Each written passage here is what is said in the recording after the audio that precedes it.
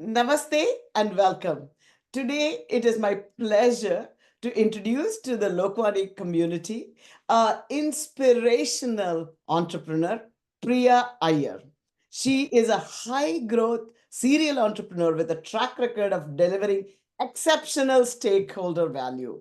She currently is the CEO of Concertive, a leading fintech procurement as a service platform and operating partner at Long Arc Capital, a growth equity firm based in New York.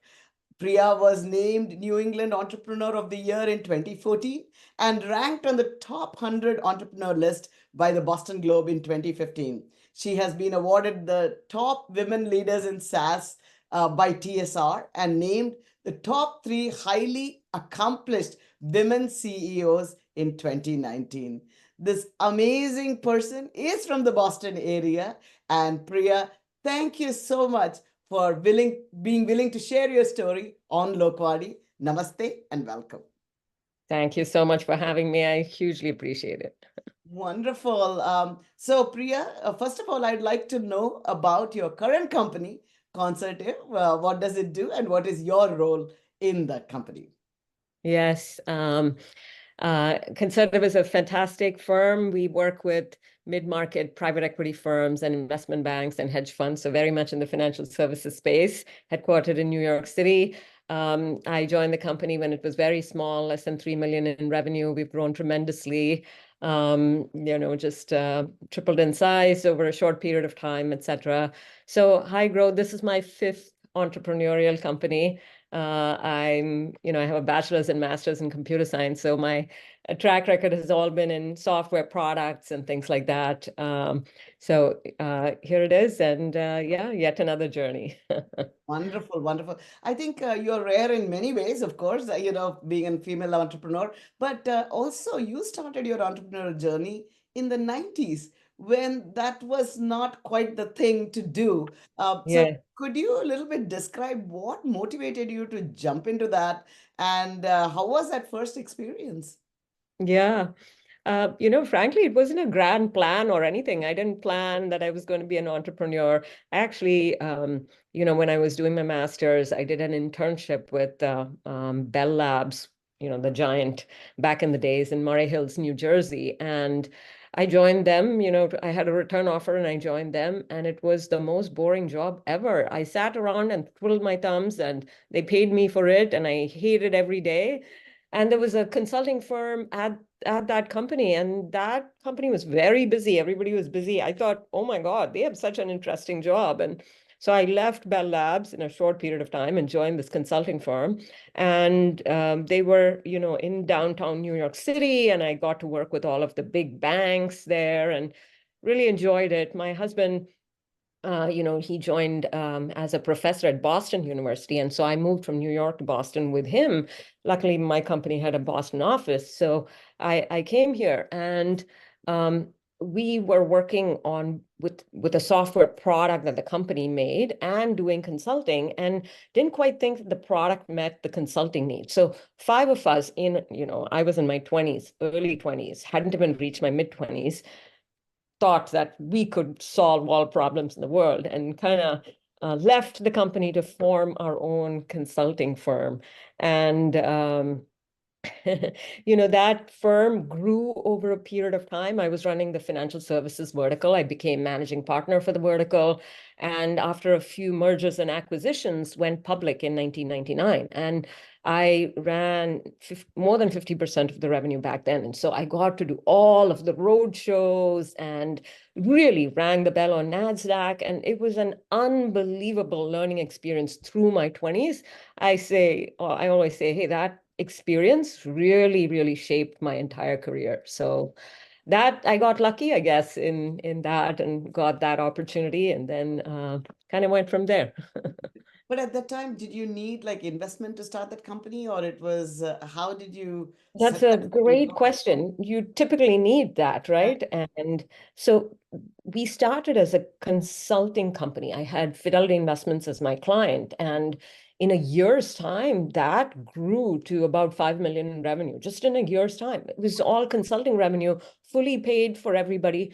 So we took no external investments whatsoever, nothing, and grew the firm. And, yeah, it reached over 500 million in revenue, and Goldman Sachs was our underwriter and went public and all of that. So that was great. Since then, I've done more software product companies. My second company was in the legal services space, and we built an e-discovery product. And suddenly we needed, we took an investment, we took a Series A round, and that company also grew very rapidly. And we sold the company to HP, still their flagship e-discovery product, what we had built. So that was the Can I second. ask what is e-discovery? I'm sorry, I don't know what Yeah, e-discovery. yeah. So in the US, when you have a litigation, so, somebody sues each other, you do this thing called discovery. And so you go and ask the other party, hey, give me all your documents. And the documents can be in paper, electronic, email, etc. And so you collect all of that into a repository, and then you have to do all sorts of diligence on it, objective review, subjective review. It's a whole space on its own. And Wow. yes, So yeah. it's interesting that you went from, consulting to this other space, and now you're in, it seems like in a very different space. So how do you just transit from, one space to the other? I don't know, were all your five companies in different areas? They were, so I started in financial services, then I went to legal services. From legal services, I went to intellectual IP management, intellectual property management. They were actually related. I'll draw the thread for you. So I was doing financial services consulting. And so I became the head of a large consulting growth company. So I got an opportunity at a legal services consulting opportunity. So I just went there to do legal services consulting. But 3 months after I got there, I flipped the company to a product company. That was because we had a project with Orange County that had gone declared bankruptcy. And so I was able to negotiate with them this thing that we had built for them over many years. I said, give us the IP rights on it, and we'll forgive your fees. And so we got all of that technology, which became a software product, and we launched this. It used to be called the ASP platform, what's today called SaaS software, right? All hosted on the cloud and all of that. So we built that kind of a recurring revenue business that was not the norm back then. And so, that caused us to get very high valuation and a new learning. Then at that company, I had Johnson and Johnson and British American Tobacco as my clients, and they used our platform for intellectual property litigation. So when we exited this company, it was called Steel Point. When I exited that company, I reached out to our clients. I went back to school to MIT. I was doing my MBA there. And as part of my MBA project, I reached out to these clients and did a whole business plan for intellectual asset management. And that's how I launched the company while I was at MIT. And that became a great growth business. From my prior exit, I was able to write a small check and friends and family. And then I took a Series A investment. And really, that company is now a $3 billion company. Just wonderful. So proud of it. Uh, and yeah, I can continue on my journey, but I won't bore No, you. no, that's really fantastic. That it seems like you find the opportunities as you go along, and you are able to capitalize on them. Is that what it I is? think that's very fair. I think one led to the next and the next and the next. It's always been, somebody introducing me or, just kind of part of the prior thing. It has always been that for me in my life. And so, how was it? Initially you started a company without investments and things like that, and then later you have companies that have Series A investment, and so And the B and board C. and Yeah. yeah, Mhm. and the seed and all of that, and more investment. How is that different? Having a Yeah. company, which you bootstrap versus having a company. Both were very, very, very successful. So, do you Yeah. have any thoughts for entrepreneurs on I whether they do. should? I do have thoughts, and I think it's a journey. That's my thought. I think that when you're an early entrepreneur, at least this was the case with me, you have to learn what it means to work with investors. And initially, it is so entrepreneurs are supposed to be risk takers and all of that, right? So there are two types of risks in my mind. One type of risk is, hey, I lose control over my company. I bring in these investors, they start controlling it. That's one kind of risk, right? The other kind of risk is, okay, how much of my own time and energy do I spend on this without making full compensation on it, right? Do I compensate myself fully and all of that? Those are two different kinds of risks. And you as an entrepreneur have to decide which one is a bigger risk for you. For me, it was losing control of my company that was the bigger risk.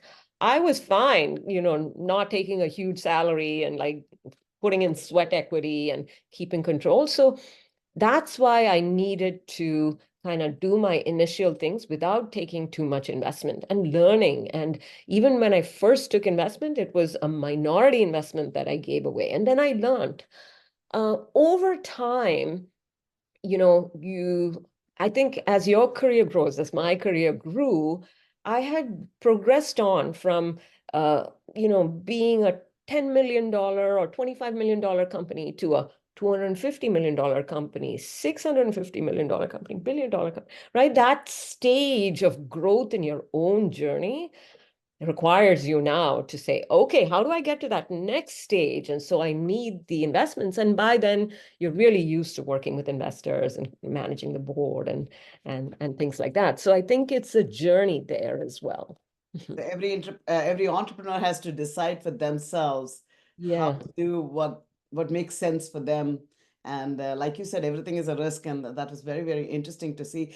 Is it easier today to raise money than it was in the 90s when you started your Yeah. I think for sure it's easier today. That's because there's just so much money, right?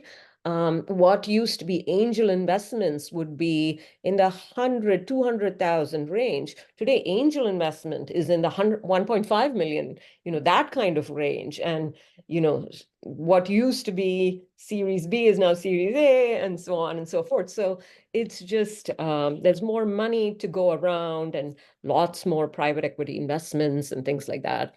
I would also say that the diligence process has become more fine-tuned, right? So, there's lots of coaching and learning about exactly how do you present yourself, what's your investment thesis, how do you present that? There's coaching and people will teach you and you can learn that. Well, it's not quite there. You kind of made it up on the fly and you figured out what stuck and all of that back in the day. So I think a progression, it's never easy. It's still hard because there's more competition. Just because there's more money, there are more people asking for that as well. So I still think there's a lot to be done, and my advice to entrepreneurs is go and look for money when you absolutely don't need it. Ah, That is the best time to get money.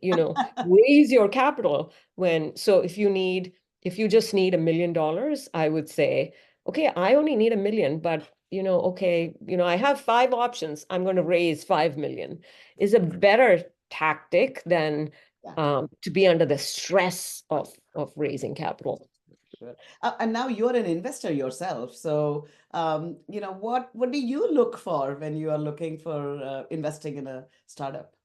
Yeah, I really do two types of investments, I guess. One, I do investments just because it's right up my alley. The company, I feel like, gosh, I know a lot about this business. I can help this entrepreneur.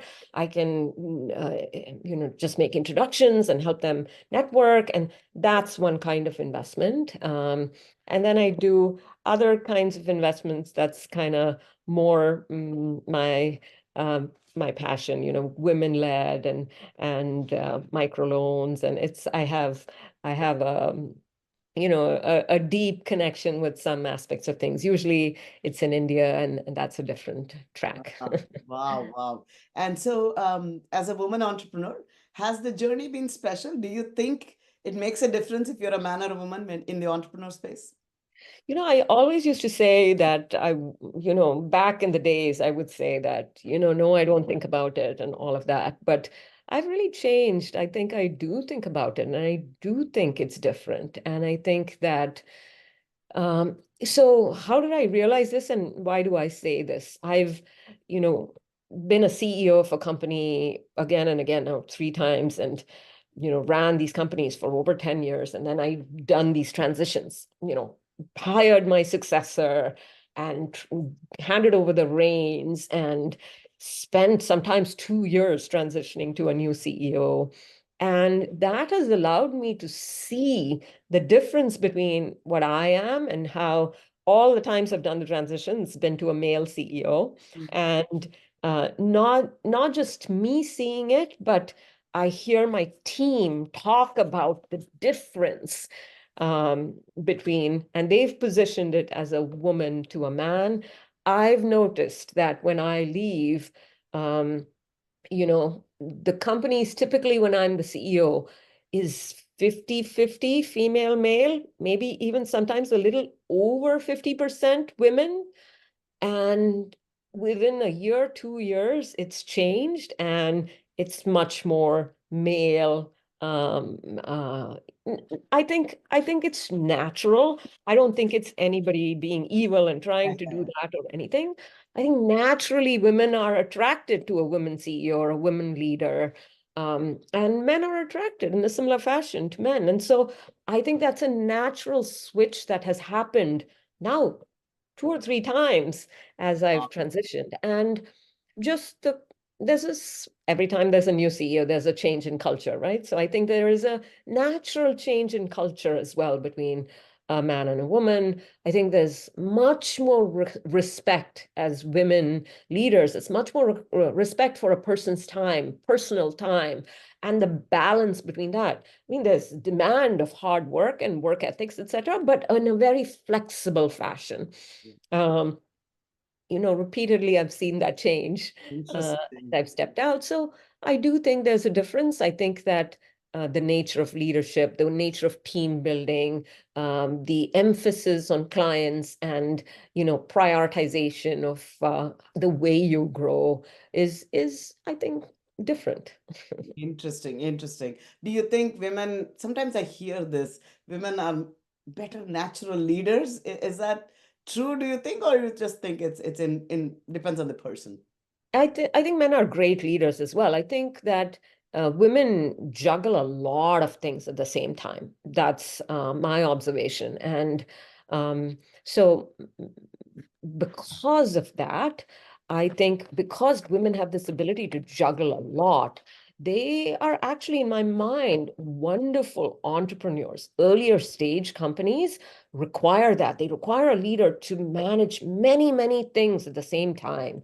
So I really encourage women become entrepreneurs. That early stage, you're exceptionally good. You can bring together teams with not much resources, keeping that team really happy and motivated, and being a leader by example is another important thing as an entrepreneur. And so I think women are exceptionally suited to entrepreneurial companies. As it grows bigger and larger, it's different, right?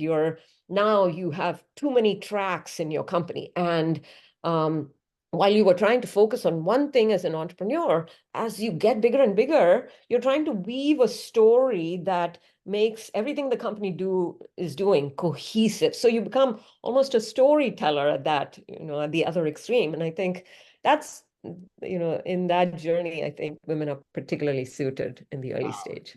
Well, good to hear that. Good to hear that you're encouraging women to become entrepreneurs, and that's. Do you mentor women entrepreneurs? Is that something you take? Yes, yes. You mentioned this. I'm an entrepreneur at residence at Babson College, and those are awesome students. They're all entrepreneurially minded.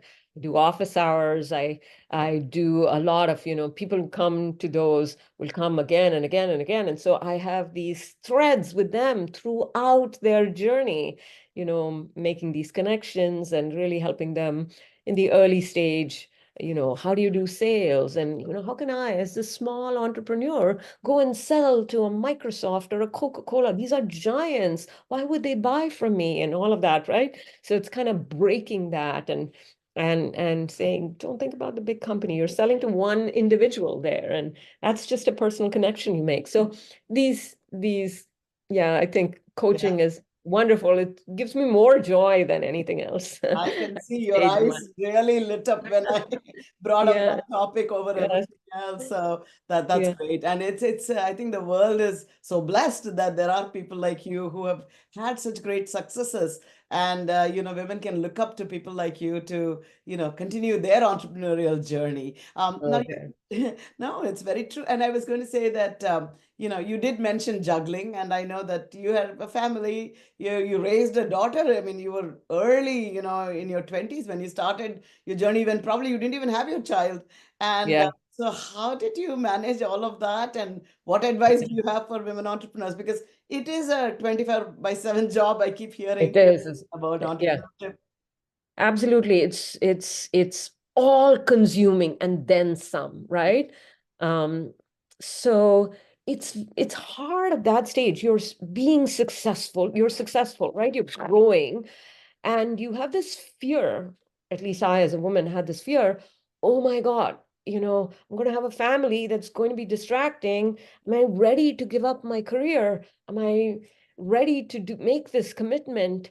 And all of these fears in us. And I would say that I was exceptionally lucky. A very wise woman, um, leader pulled me aside once and she said to me, look, if you want to start a family, do it sooner versus later. The earlier you start your family, the better off you are.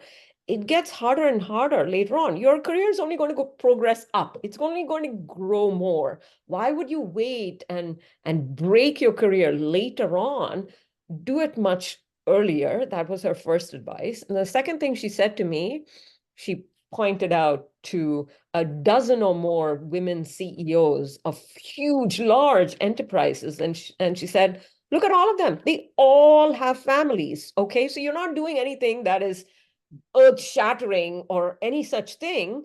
If they can do it, you can absolutely do it. Just if you want to have one, have your family right now. So I'm so grateful for that because that's so joyful, right? It's it's